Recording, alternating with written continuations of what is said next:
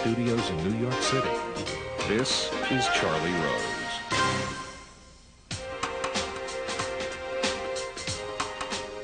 This is a historic day for a good reason. It's been a long time coming. But today, Americans who have been forced to go without insurance can now visit healthcare.gov and enroll in affordable new plans that offer quality coverage. Steven Brill is here as the author of this week's cover story in Time magazine. It is called Code Red, inside the nightmare launch of healthcare.gov and the team that figured out how to fix it. It takes an exclusive look at the problems with the Obama administration's healthcare website. And for the first time, it tells the story of the technology experts brought in to rescue the site.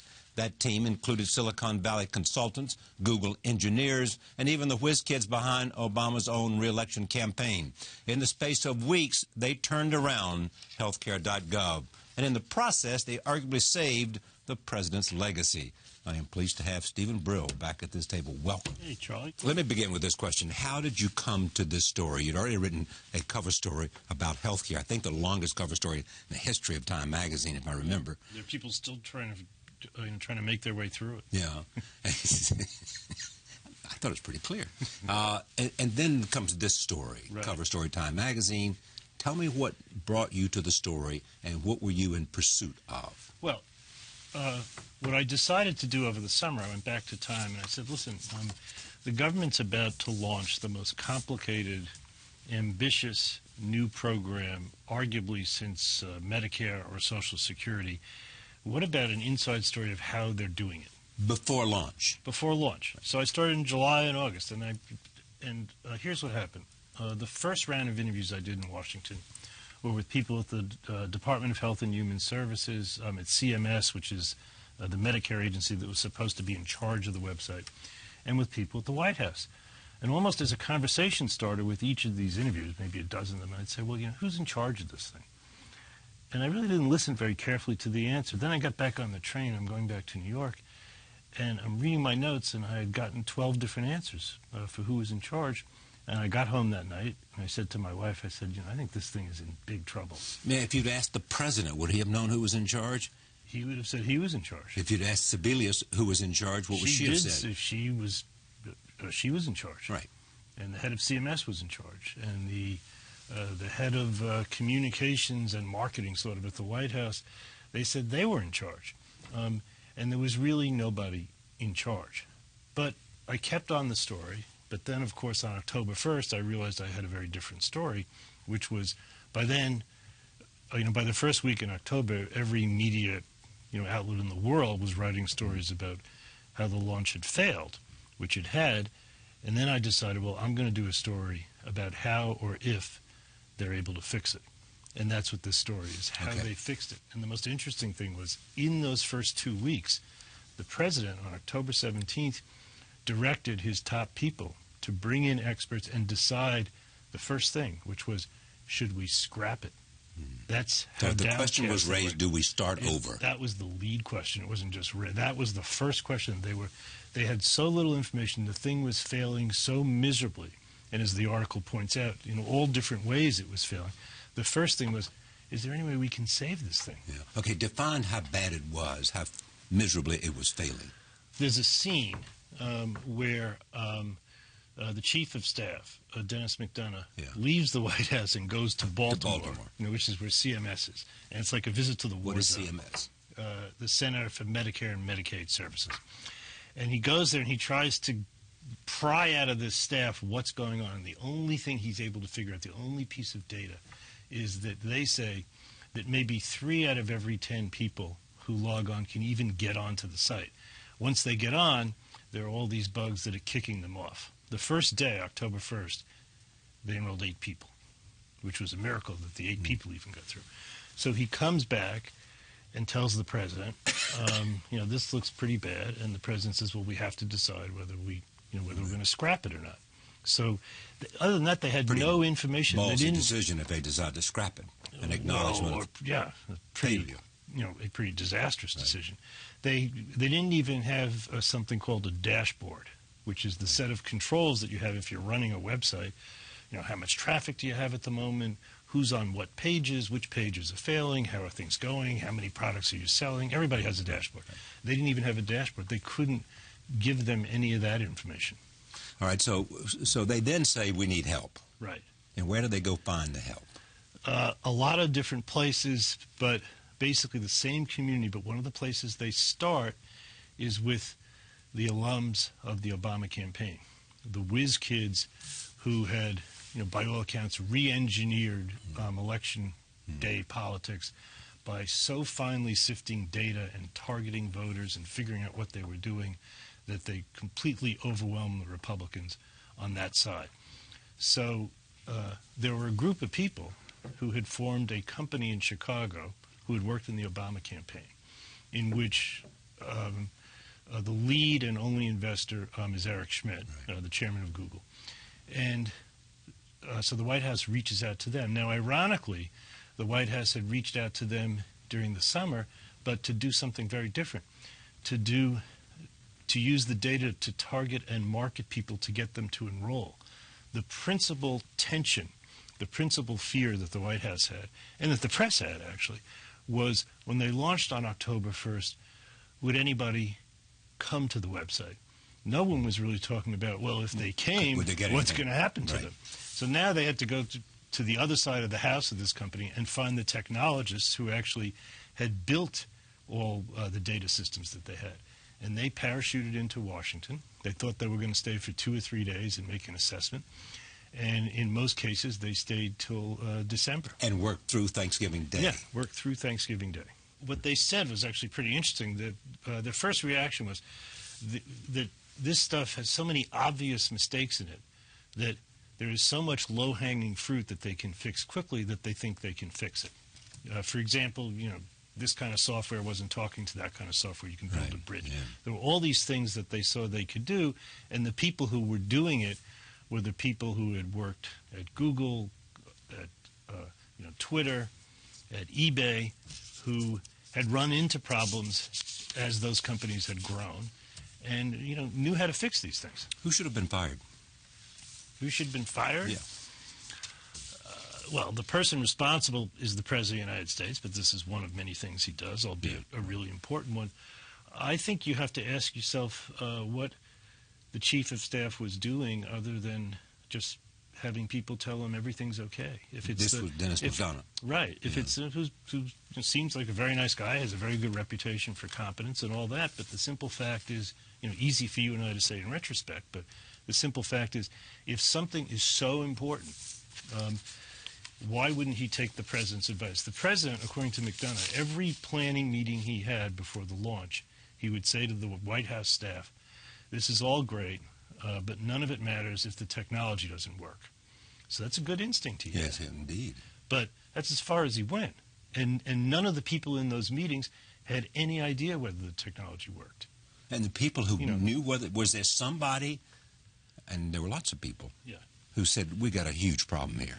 We really do have a problem. We got a system that's not going to be able to do what it promises it's going to do, on the one hand. On the other hand, you had Dennis McDonough, the White House Chief of Staff, telling a friend 36 hours prior to launch, when we turn it on tomorrow, we're going to knock your socks off. Yeah, that's the level of how aloof he was from the problem. Yeah, but there were people who knew they had a problem, and this has been documented over all the initial reporting in October, November. There were consultants. They had even hired a team from McKinsey in the spring who said, hey, you're not going to get this going. But it was also kind of obvious to anyone who has experience in this. One of the other experts who came in, this guy who had saved the Twitter website, he said, the first mistake was so obvious, which is you never ship a consumer product like this, meaning launch a consumer e-commerce, but you never do it all at once. You roll it out in a city, and then you expand to a state, then you do 2 states, and as you're rolling it out, you see all the stuff that doesn't work, and you fix it. You don't roll it out to the country in one day. No one ever does that. And so why did they do it? They did it because the President had established an October 1 launch date, which isn't anywhere in the legislation. They could have easily rolled it out. It was an option the President had decided on. Was an appropriate time to start without knowing what was needed to be done. Right. So when they came in to fix it, what was the response? Was everybody saying, thank God you're here, go to work, we'll tell you everything you need to know? Well, that's the interesting thing. The engineers who worked for sort of the usual suspect contractors were actually glad to have them arrive, because they had not had any leadership at the level of the contractor, and most important, there was no one in the government who was directing and in charge of all the contractors. So they were happy to have these guys there. As one of them said, once you get the suits out of the way and you get these guys in the room, who don't dress like you and me, except maybe their collars Collar works, don't work. Yeah. Once you get them in the room, they want to fix things, and they all cared about this too. A lot of them, their families had health care issues. They, as have many. So this is not an abstract thing. So where is it today? It works. The part that doesn't work is a back end that pays the insurance companies after you sign up. But that just means that the insurance companies and the government have to do more paperwork by hand than they otherwise would. It's not going to affect the consumers. So they've taken care of the access to healthcare.gov Yes, issue. they have. Yes, they have. Now, I mean, and what have they found out about who is willing to come and try to access it, and whether they're going to get enough young people to support it? Well, so far, the reports are the demographics where Right. they have those people aren't as good As they imagine. But I don't think that's going to be a long-term problem. I think now that the site works so well, they'll get those people. But also, in the first 2 years, that really doesn't matter. The press has made more of the drama of that than there needs to be. If the insurance companies raise their rates more, which they probably won't because they want to attract new customers at the beginning, but even if they do, the subsidies that you and I and the taxpayers pay for people to get insurance will just go up by the amount, in effect, that the insurance companies raise their rates. So I don't think ultimately that's going to be a problem. I think the demographics are actually going to work out okay. So you think everything's fine now? I don't think everything's fine. I think they do have that challenge. Yeah. What's not fine... You think it's going to work out okay? I mean, that they've got a challenge, but Well, everything what's will not work out. fine is the challenge I wrote about in that first article, which is many, many more people in this country, tens of millions more people in this country, are going to have health insurance, but the subsidies that the taxpayers are going to have to pay for them, or the Medicaid expenses the taxpayers will have to pay, which I think is a good thing, are going to be much more expensive than people think, because the law does very little to go after costs. If the American public, if it was politically feasible, would we have been better off with some other system, whether it's single payer or some other economic model? Well, we talked about this last time. The evidence is that since every other country in the developed world has that kind of other system, a kind of Medicare system, and variations on Right. it, since the citizens of those countries are satisfied with the system, since the costs per capita are half to what we pay, and since, most important, the results, the healthcare outcomes, are typically as good or better than the results of our healthcare system, we would have been, but we can't. You'd have to go back to, before World War II to do that, and you really can't unravel all that. Does Medicare work? Medicare works well. Everybody's happy about Medicare. Medicare works well, and the people who run it, despite their performance in launching a commercial e-commerce site, run it very well, I think. So essentially, the president can now look to himself and say, I took advantage of what I thought was the moment to give us health care. I wanted accessibility of everybody to health care, and I wanted to make sure that it was not a net contributor to the overall debt and deficit. Right. So I wanted to look at both access and containment. And he said I did it because he worried that if he didn't do it then, there would never be no chance to do it. I think that's right, and that's a lot about that has a lot to do with the book I'm writing about all this. Right. So I've looked at that pretty carefully. What I don't think he was able to do, and I use the term able very carefully because I think the political climate of getting even this bill passed, was so tough. He had no extra votes. Was to do much about containing costs. So the good news is that many of the thousands of people who wrote to me after the first article with horror stories about being forced into bankruptcy or losing their loved ones because they couldn't afford health care, a lot of that has been fixed. On balance, did they choose, in terms of trying to make different ends meet and getting it through the Congress, did on balance they choose the right program? Did they essentially put together what was necessary for a political consensus and to get it through the Congress? Well, you know, I think... They didn't get a lot of Republican votes, by the way. They didn't get any Republican votes. I think they could have done some things differently. And I think they could have been a little tougher on costs, but they will tell you that, you know, if you step back and think about it, the hospital lobby did not oppose the bill. Right. The pharmaceutical lobby did not oppose the bill. The medical device lobby really didn't oppose it. The insurance companies sort of did, but they really didn't. So if you're going to pass a law that reforms health care, that all the major, you know, profit makers in health care actually like, then the notion that that's going to do something with the cost curve is actually kind of ridiculous. As you know, in this Congress, you know, Speaker Boehner and some other Republicans said we don't even want to put immigration on the table for a vote because we want to go to the electorate in 2014 for the congressional midterm elections with one issue, health care. Now, tell me what you know about how that will cut politically. I'm not so clear that's going to cut the way they anticipate because, again, I think, you know... Because by the time people vote, it will be better. What you're going to have is a lot more people with coverage, particularly a lot more people with Medicaid coverage that they didn't have. The cost, again, I think is going to be higher than anybody has estimated. So but, there was not little... You know, for example, if you go to Kentucky... Right. Kentucky had its own state exchange, which worked well from the first day, and it's still working well. They've enrolled lots of people. They expanded Medicaid and added tens of thousands of people to Medicaid.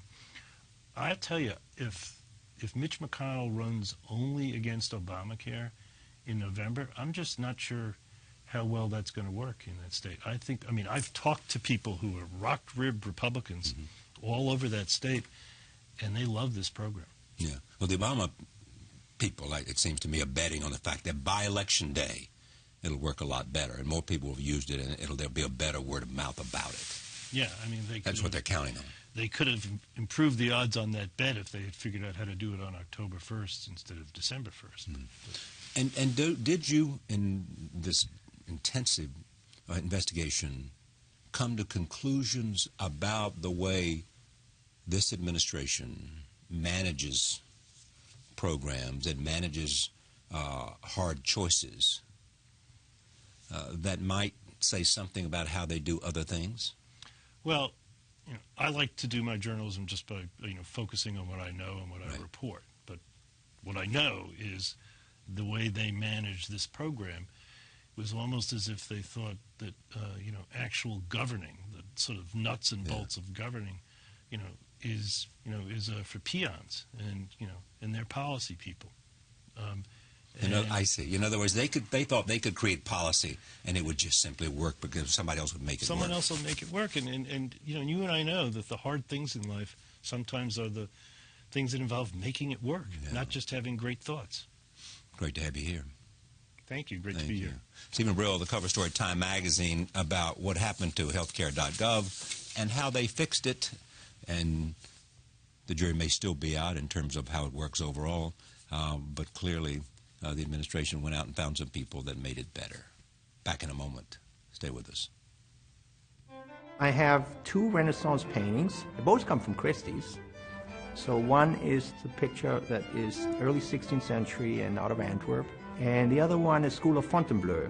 There was a very strong sale here from the collection of the late Goat Sticker, and that's where I bought the painting that attributed to the School of Fontainebleau. We don't know exactly who the artist is. David Zwirner is here. Last year, the dealer and gallerist was placed ahead of Larry Gagosian in Art Review's annual Power List. He represents living artists such as Kasuma, Pettibon, and the estates of Donald Judd and Dan Flavin. The New Yorker described the gallery he opened in 2013 as a temple to minimalism and an architectural pitch to living minimalists as well. That quote comes from a long profile in the New Yorker under the headline, dealer's hand. Why so many people are paying so much money for art? Ask David Zwirner. I'm pleased to have David Zwirner at this table for the first time. Welcome. Thanks, Charlie. Thanks for Pleasure having for me. us to have you here. So why are so many people paying for so much for art? It's one of the most wonderful pursuits, collecting art. People are doing it, of course, for centuries, but in these last 20 years since I've been in business, it's been very much a growing business and a growing crowd. And, of course, prices are a function of supply and demand. And more people want a work of art, it tends to get more expensive. And is it true that there are a lot more rich people around? You know, there's a lot of money certainly coming out of the tech revolution. Are they investing, these young entrepreneurs from Silicon Valley? You know, not so much from Silicon Valley quite yet, but we have some great collectors from the tech world. But traditionally, it's entrepreneurs that are collectors. It's usually people that start their own businesses and start their own companies and eventually find the time and passion to go out, educate themselves about art and start buying. You come to this from your father. Yes, my dad had a gallery, but it's not the gallery that I have. He had a gallery in Cologne, Germany. No, but I mean the love of art and the idea of a Correct. gallery. Yes, for sure. I grew up in a household that was filled with art, so I had a, I guess, small advantage. There's a lot of great art that I saw as a kid, and you know, I'm quite fortunate that I grew up that way. Is there, therefore, a philosophy behind the work that you do? You know, is that guiding operative philosophy about being an art dealer and being a gallerist? You know, I think first maybe interesting to understand the difference between an art dealer and a gallerist. Right. The gallerist is the one that manages careers and works with artists. Right. And there's certainly a philosophy to how you put a stable of artists together. I don't like the word stable, but that's the word we use. The art dealer is the one that really is in charge of finding choice material and placing that with museums and great collectors. So he kind of bypasses the artist to some extent, whereas the gallerist really has the artist front and center, and his job is really to manage the career and maximize what an artist wants to create and wants to do. And he only sells those people that he manages. Correct. The gallerist should do that. The art dealer, of course, has a much broader field. He can play wherever. He can be interested in all kinds of art, and usually has all kinds of interests. And what would you say the artists that I read out, what do they have in common? I think they other than you. They have in common that they're singular voices. They certainly don't have stylistic similarities. You said Raymond Pettibone, that's a great artist that works on paper, and almost exclusively on paper, and you mentioned Donald Judd. And Judd, of course, is one of the great minimalist sculptors. So what we're looking for are artists that authentic in their vision and singular in the way they go about making art. And I think that is the overriding philosophy about the group of artists that we brought together. You have described minimalism as the last really great newness. That is true and not really true. What I mean really by that is that, of course, the great newness in the 20th century is modernism itself. And I think minimalism brought modernism to its logical conclusion. It's sort of the most extreme form of the new, of trying to change the world, maybe even some utopian ideas about it. You know, postmodernism accepts the world as it is and doesn't necessarily bring something radical new in the work into the world in terms of objects, but a radical new point of view. And so, how did you become attracted to minimalism?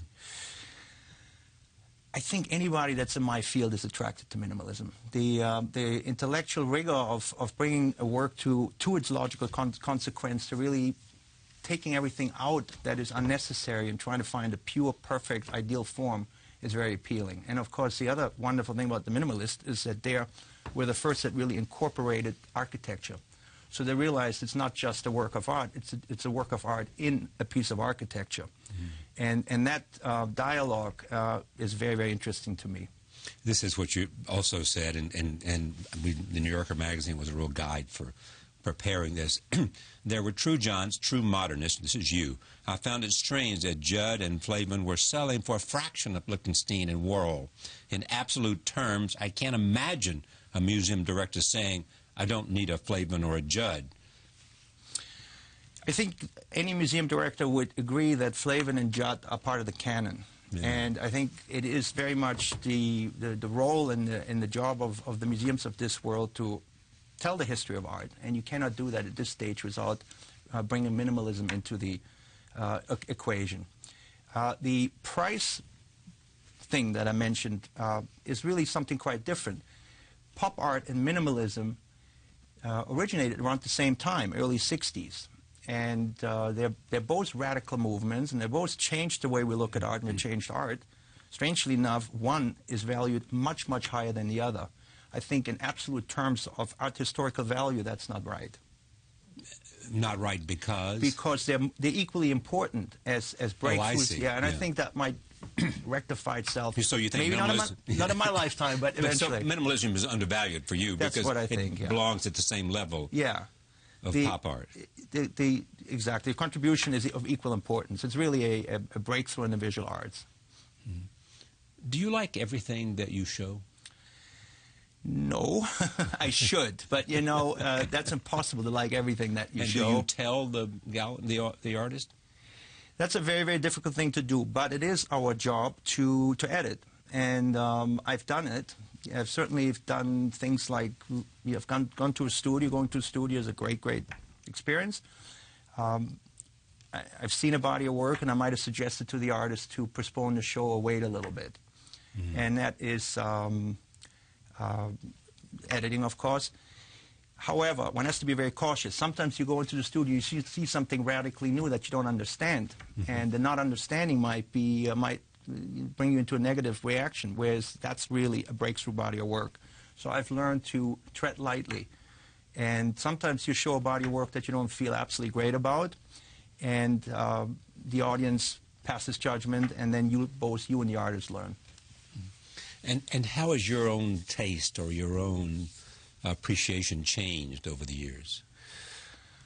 You know, if anything, I'm more and more in awe of what it takes to be an artist. I find the pressures and the rigor of going into that studio and confronting nothing and making something really extraordinary. And it's like a writer looking at a blank page. Exactly. And I have more and more respect for it as I move through life. So that has changed.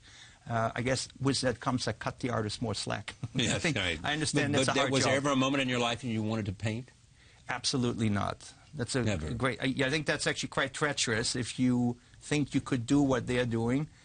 Then you can't appreciate what they're doing. Yeah, or then you're in your own way. Yeah. You're trying your judgment is probably flawed because you think, oh, he should be using green when he's using red or something like that. You wouldn't say that. I have no talent in painting. Yeah. I can't even take a good photograph, to be honest. Yeah. Why is that? I don't know. If you knew, you'd fix it. Exactly. Yeah. But I've always noticed this, and just tell me if this is wrong and isolated. At everything, I interview artists, musicians, actors, politicians, business executives, scientists, novelists, poets, Everyone that I know is a student of the art that's within their arena. And they read things looking almost clinically at others' work, asking themselves, how did they do this? And how is this new? And there's a constant inquiry about what everybody's doing, not to copy, but to understand. What you're saying is that artists are very, very, very astute critics as well. Do you believe that, what I just said? I think that artists are... I love going to a museum with an artist. I think they have a certain type of a certain way of looking at art, and I can learn a lot from them. But how do they look at art differently from the way you look at art? I'm looking at it mostly through my education and the way I understand the canon. So I'm looking at how that particular work falls into a period, how it makes sense in the period. And I think they're looking at it much more in a singular way to say, how did this guy come up with this at that moment? So you can go with a contemporary artist into an exhibition of old masters, and you're looking at the work as if it was made yesterday. It's very, very fascinating. I've always wanted to do this, is to take an artist, and it'd be impossible, I think, to do this because of the time demands that I wouldn't have, And if they would do this and to have some access, and other people have thought about this too, from the moment the idea of painting a painting came into their head, you know, what went on between that time and the last stroke that they took? You know, what's the process? That's very interesting. We have artists that have a almost daily studio practice. So they will come into the studio and they will start working on the canvas. They will be changing the canvas, come back the next day, whole figure will disappear, another one will start up. And then we have other artists that spend months and months thinking about the imagery, and then will create these paintings within hours or days. And it's quite fascinating. So it's a very different approach. So one is really a physical approach, working through the canvas, through the problems. The other one is really the more of a conceptual approach, coming up with the right picture to paint. They wait until they know exactly what it is they want to create. I saw you flash your photograph of Luc Tuymans earlier. I'll show it in just a moment. And Luc is the kind of artist that will be talking to me about an exhibition, about an idea, about a group of paintings. And they will be completely finished in his mind. Sometimes he even shows me photographs, and then he'll go and execute them in the studio. And it's always just mind-boggling how he does it. How do you approach the life of a gallerist? I mean, how are you different from Gagosian and others? You know, I think I'm different because I have a very, very distinct group of artists that I work with. I think the comparisons really should not so much be about rankings and this and that and the other thing. It should really be about who are the artists that this guy works with, what is his sensibility like, and is it coherent, and are these artists strong? Are these really careers that will sustain? Or are they just, you know, they're fashionable, are they, you know, they sell well, that kind of stuff. So I think if I'm proud of something, it's really I'm proud of this group of, now it's almost 45, I think we're at 45 artists and estates that we represent. And that's really what the gallery is about. What did your father teach you? Don't haggle when you want to buy a great work of art. Buy it, maybe even offer a little more. I'm just kidding. He said don't haggle, though. Absolutely. He said if you want it, go for it. Exactly. Have you followed that? I've made some grave mistakes where I did not, and I've certainly learned my lesson. Yeah, so me too. I think I feel that way about buying almost everything. Exactly. If you really like it, if you love it and want it, just go get it, because a year from now you will forget what you paid for it. Exactly. That's what I always say to clients. I say you were all upset about the price, but in a year from now you will be walking through your home and there's the work and you can't remember. exactly what you paid for, and that's generally true for them, isn't it? I think so. Yeah. Serious collectors are certainly that way. I don't think they keep walking through the collection and seeing dollar signs. I think they're seeing maybe the pursuit, which is a lot of fun. When you say serious collector, do you mean by that the quality of their collection or the quality of how they approach their collection? I think these things are totally... A rich person can put together a collection, I assume, in which the sensitivity is someone else. There's lots of different ways to go about putting a collection together. I think you can, if you are a novice and you want to try not to avoid mistakes, there's art consultants. You can bring talented people in to guide you through the process. And if you want to do it yourself, you have to educate yourself, go to the museums, be passionate about it. Yeah. I think those that really engage and really pursue their interests usually find great collections. Let's take a look at some of these and just see what the first one is as you look, Luc Tuymans. This is Secretary of State in 2005. There it is. Tell me about the painting. So this is a painting that Luc painted in 2005, and that was the year, I think, after the Bush administration got voted in again, and he was interested in that from a European point of view. That's obviously Condoleezza Rice. That's Condoleezza Rice. Yeah. And I think for a lot of Europeans, this second term of the Bush administration was rather a strange event. People couldn't realize that, you know, this president would be reelected given his track record. So he wanted to create a bunch of images to capture the mood, and this is pretty iconic painting. Yeah. I think Condoleezza Rice really is a great visual metaphor for these Bush years. Yes. And if you would see the painting in the flesh, you would notice that even though it's a small painting, her head is gigantic. So if this was a person, she would be a giant. So it's quite menacing. The painting is quite disturbing. And what's quite beautiful as well is that the painting ended up in the Museum of Modern Art. Yeah. So it's for everybody to see. it's an ideal outcome. All right. The next one is a Jeff Koons installation from 2013. This was exhibit was open at the same time as Koons was showing other work with another gallerist. So does that happen often? That was unusual to have two big exhibitions in New York at the same time. I should say that ours was the show of brand new work, so we were really excited. We premiered a new body of work, the Gazing Ball Sculptures. That's what you're looking at. And maybe I pulled back for this one because it was quite fascinating. I always admired Jeff's work, but I didn't think I would be working with him. And do you remember in 2012, Hurricane Sandy hit New York? Of course, you remember that. But it hit the Chelsea Art District especially bad. A lot of people don't know that. A lot of the galleries were underwater. We were under, I think, 5.5 feet of water. And while we're cleaning up, and it was really devastating, we lost the facilities, we lost our we had to close down the exhibition program. I get a call from Jeff's studio to arrange a meeting. And I thought, well, why would I get a call in the middle of this? You know, I thought he was calling me for a fundraiser. So I said, no, I don't think we have time right now. We're really in a terrible way here. And then they called back and said, no, Jeff really wants you to come over to the studio. So I went over, and it's quite informal. If you go to Jeff's studio, there's his office, desk, but then all the people that work with him are literally just around. So right there and then he asked me whether I would be interested in showing a new body of work, and he brought out photographs of the Gazing Ball series. And we premiered that work last May, and it was a great success.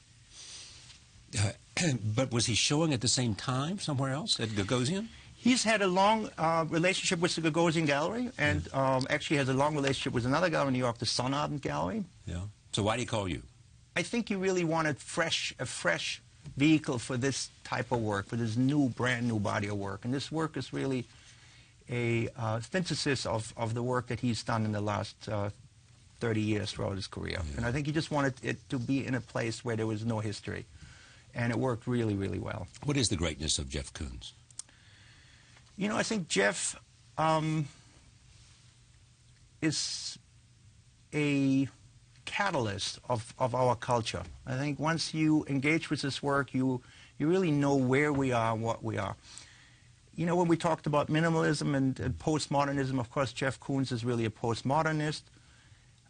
What's so exciting about his work, and so disturbing for some others, is that he accepts the world that is. So acceptance and affirmation are really strategies that he employs. And very often artists are expected to rebel. But this kind of extreme affirmation is just as radical. He's the most accessible artist I can imagine. Has he been on this desk? Yes. Oh, yeah, of course. More than once. More than once, okay. I mean, he comes in, I mean, there's no sense of, I'm an artist.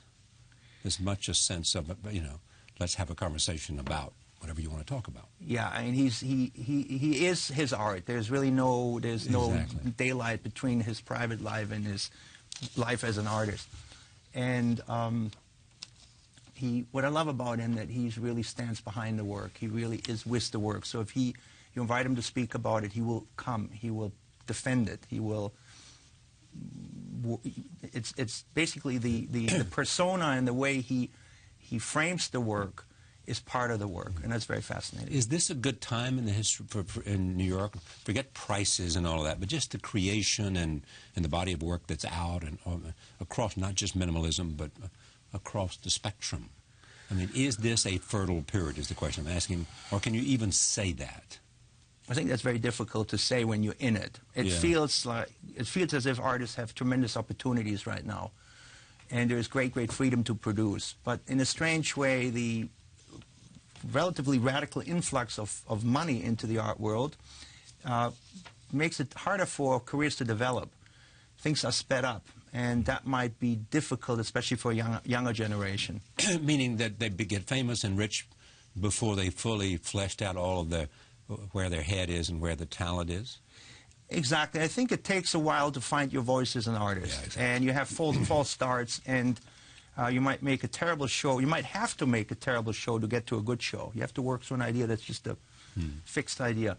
And I think right now, especially for a younger generation, that's not easy, because very often the market already passes judgments as a great artist. Right. And that makes it much harder to do the next step. This is Kusama. Tell me about this. So Kusama is another great phenomena. She is now in her 80s and in her 6th decade of making art. She started in New York. She came to New York in her 20s and actually lived with Donald Judd. And there's word that there was a little bit of a romantic liaison between the two of them. And Kusama is really unusual in the history of art because she planted her flag both in minimalism. The early paintings are white minimalist fields of mark making, and in pop art. She did happenings, performances, and was quite influential in New York as a pop artist, and kept going in both directions. Still makes work that you could call minimalist, but she's also makes very immersive and very popular work. And this particular piece that you were just showing, there is a infinity room that she presented in New York, and that was hands down our most successful show, most popular show ever. And people lined up around the block to see this work. Really amazing. That's from 2013. It was just now, yeah. Next is Donald Judd. This from 1991. So this is a nice photograph. We built a new gallery on 20th Street. We built a gallery with Annabelle Seldorf. I think she sat in this chair. Yeah, exactly. she has. Great, yes, that's indeed. great. More than once. Oh, good. And Annabelle helped us put this building together, and we opened it with a Flavin and a Judd show. And this is the Judd part of the exhibition, work that he did late in his career, I think in 1991. And of course, he and Flavin are the father figures of minimalism. Here is the 1974 Flavin. Yeah, so that is a piece that we showed not at the same time as the Judd that we just looked at. That's a show we did a couple of years ago. And this type of work is called The Barrier. And it's exactly that. It is a work of neon light that dissects a room. And again, it's the kind of installation you want to experience, the kind of thing that you want to see. The minimalists were the first to create the idea of an installation. And the next one is, and finally, Doug Wheeler. This is the current exhibition at the gallery. Yeah, so this one gets harder and harder to talk about. This is a brand new work by Doug Wheeler. He also, you could consider him a minimalist. He's really one of the people that comes out of Los Angeles and started the light and space movement. And this is a rotational horizon. That's how he calls it. And Charlie, you said you hadn't been to the gallery. I wish you could come and see that. Because this one you really have to experience. It is a very, very, very large room that you enter into, and you would not know where this room ends. So it's the most almost surreal space in New York that I know of right now. And it's quite fascinating. People call it existential. So if someone came to you, who came to your gallery frequently, and had made many purchases from you, said to you, I want you to go find me something that you did not show and an artist you did not manage, would you simply put them in touch with a dealer, or would you go in search of what this collector wanted? That is very much the other side of what we do. We are both art dealers and we are gallerists. And as art dealer, you, in the best case scenario, you try to build collections. So you understand what a particular collector is after, how he wants to shape his collection, and you try to help him fill the gaps in the collection. So I would take that very seriously if I get that kind of call, and would try to find a work of art that makes sense. Or if it's totally out of my realm of expertise, I would let him know quickly too. What's the going commission? The going commission is more or less set by what the auction houses charge. And the auction houses charge somewhat sliding scale as to how expensive a work is. And it is mostly 20%. That's mostly the commission that the auction houses charge, unless a work is more expensive than $2 million, and then it's up for negotiation. Generally down below 20%. Then it becomes, exactly, and it moves sort of to 10, 12%.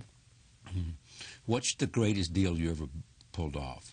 Not as a dealer, but just generally. When you look, suppose I came to you and said, okay, as of this moment, I want to write a first paragraph about what you have done. What ought to be in that first paragraph?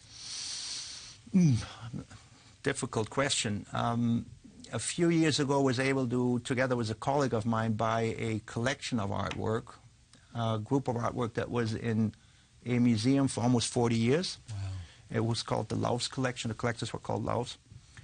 And we were able to pull that off, buy the group of work. We made a beautiful book and catalog and did a big show, and then placed most of the work in other collections. So that was a significant deal that I'm quite proud of. In the world that we live in, people love competition. They love competition between the New York Yankees and the Boston Red Sox. They love competition between Google and Facebook and Apple and all of that. They also love competition between gallerists. And they love the competition between you and Larry Gagosian. Well, no, how do you see that competition? You know, I think competition is a great thing for any business. It'd be crazy if we don't have it. In other words, if you're in a very competitive place, it generally makes you better. Exactly. And, you know, Larry has a fantastic gallery. How is he different from you?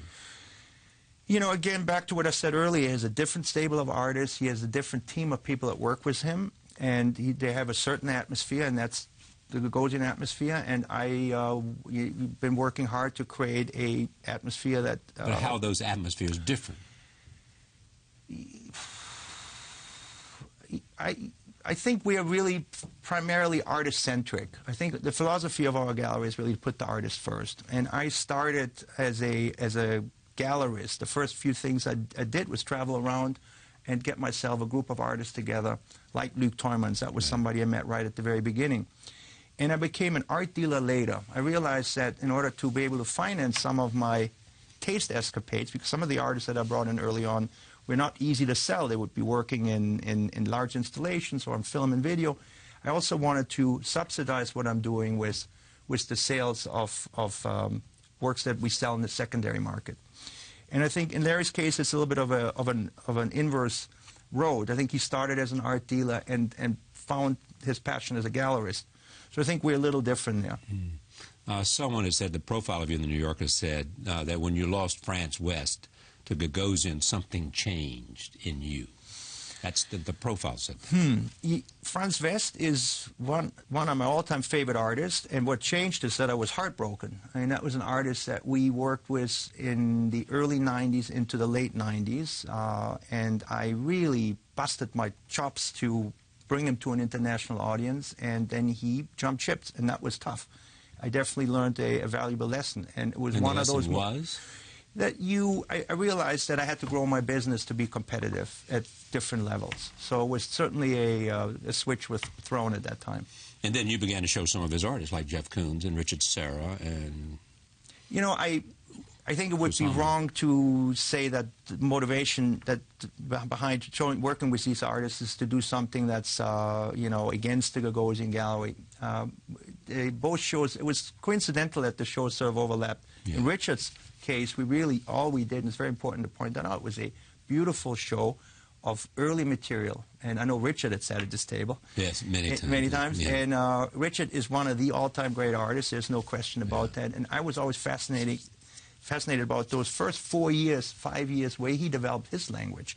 And it's a very distinct moment. And if you look at his work, the materials, the thinking, you can really trace a direct lineage to what he's doing today. So we approached him to get his blessing, and what happened, and you would know Richard, he took over. He thought it was a fantastic project and was very, very involved. Right. But we don't represent Richard Serra. Finally, there's this. I mean, I love the fact that growing up in your dining room, there were these 40 or so Warhol Brillo boxes. Right. That he couldn't sell. Correct. And so they're there in their dining room. I mean, it's just a lovely image. Yeah, they finally made it into a good place. They made it into the Museum Ludwig. Yeah. Ludwig was the great European collector in the 70s. And you can see him there in the Museum Ludwig. But they were my favorite hiding space. That's right. And where is all this going? I mean, the art market it has ups and downs. But do you see it sort of on an upsurge now for a while? Or does it totally tie itself to the economy? It totally is tied to the economy at the high price level at which we are now. At the price level of young galleries with new artists. It's not.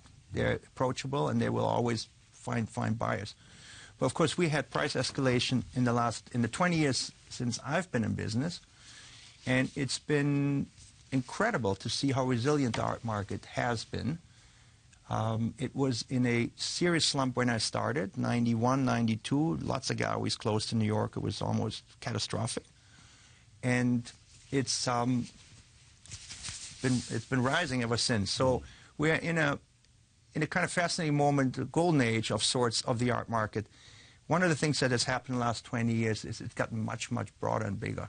It used to be a European and an American pursuit, and now it's a global pursuit. Now you have collectors that are in India, that are in, and that of course China's just starting. So the Middle East is strong. So I think it's real. People are saying it's a bubble. I don't think so. Yeah. What's interesting about you is that you came to New York thinking you might be a musician. Yes, and I failed at that endeavor. I had a lot of fun. I went to NYU and studied jazz and played with some great, great people. I don't know whether you have jazz musicians at this table. We do indeed. Great, great. Dave Douglas is somebody I played with who became a big star. But I didn't think I could cut it. And then I married a wonderful woman and realized I wanted to start a family. Yeah. And I must say, my heart goes out to the jazz musicians of this world. It's a hard life, and they really put so much into it. I didn't have that stamina, so I changed course. And I'm glad you did. Thank you for coming. Thank you. It's a pleasure to have Thanks you very here much and for to having see me. the art. More, and this is the New Yorker from December 2nd, 2013. It's called Dealer's Hand, and it is a profile of David. Thank you very much. Thank you for joining us. See you next time.